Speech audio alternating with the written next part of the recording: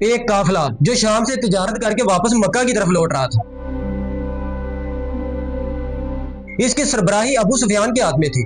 یہ قافلہ سونے چاندی اور ہتھیاروں سے بھرا ہوا تھا، جس میں 50,000 دینار اور اونٹوں کی بہت بڑی تعداد تھی۔ جاتے وقت ان کا تعاقب رسول اللہ صلی اللہ علیہ وسلم نے کیا، لیکن یہ بچ کر نکل گئے۔ اب واپسی پہ ابو سفیان کو ڈر تھا کہ یہ مسلمان میرا قافلہ لوٹ لیں گے۔ ابو سفیان کی یہ عادت تھی، وہ جب بھی حجاز کی سرزمین پر پہنچتے تو اپنے جاسوسوں کو بھیج کر رستے کی خبریں معلوم کرتے۔ ان کو آپ رسول اللہ صلی اللہ علیہ وسلم کا ڈر بھی تھا۔ اس کے ایک جاسوس نے آ کر بتایا کہ نبی کریم صلی اللہ علیہ وسلم اس تجارتی قافلے کو روکنے کے لیے روانہ ہو چکے ہیں۔ یہ سن کر ابو سفیان ڈر گیا، کیونکہ قریش کا سارا سرمایہ ابو سفیان کے ہاتھ میں تھا۔ یہ وہی مال تھا جب مکہ کے کافروں نے مسلمانوں کو تنگ کیا، ان پر ظلم کیے، تو مسلمان اپنا سارا سامان، اپنی جائیدادیں، اپنا گھر چھوڑ کر مکہ سے مدینہ کی طرف اپنے نبی حضرت محمد صلی اللہ علیہ وسلم کے ساتھ ہجرت کر گئے تھے اپنے اللہ کے لیے۔ تو اس سامان پر جو ابو سفیان کے پاس تھا، مسلمانوں کا پورا حق تھا۔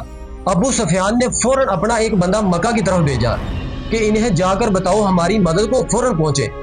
وہ بندہ جیسے ہی مکہ پہنچا، اس نے لوگوں کو بتایا کہ مسلمانوں کا لشکر ابو سفیان کے قافلے کو لوٹنے کے لیے نکل چکا ہے۔ اس پر ابو جہل نے کہا، کتنے آدمی تھے؟ اس نے بتایا یہی کوئی 300 یا 313 ہوں گے۔ ابو جہل نے کہا ہم 1000 لوگوں کا لشکر لے کر جائیں گے۔ پھر پوچھا ان کے پاس کتنے گھوڑے تھے؟ اس نے بتایا کہ 2 گھوڑے تھے۔ ابو جہل نے کہا کہ ہم 100 گھوڑے لے کر جائیں گے، اور پوچھا مسلمانوں کے پاس اونٹ کتنے تھے؟ اس آدمی نے بتایا 70 اونٹ تھے۔ ہم 170 اونٹ لے آئیں گے۔ ابو جہل نے کہا ہم 170 اونٹ لے کر جائیں گے۔